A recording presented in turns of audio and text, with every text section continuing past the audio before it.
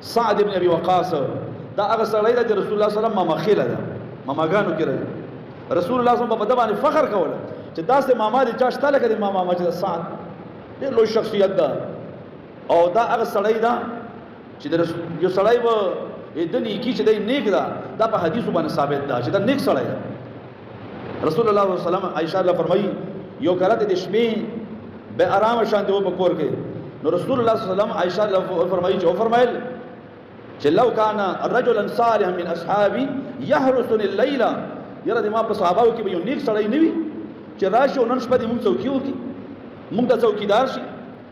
هغه فرمایي عائشہ الله فرمایي چې دا خبره کړې و د رسول الله صلی الله علیه وسلم خبره کول په دې کې موږ د اصله د تورې اټنګار واورېدل رسول الله ته پوښتنه څوکې هغه چې سعد ابن ابي وقاص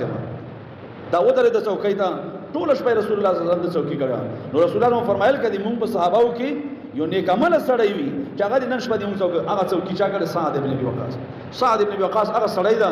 چې هغه رسول الله صلی الله علیه وسلم فرمایلو چې د ما مور او بلاد پتا باندې قربان شي او هوت کې غشي په کافر باندې گزارول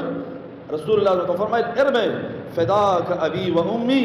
امام مور او بلاد پتا باندې قربان شي غشي په کافر اور ولا هغه څه لوی شخصیت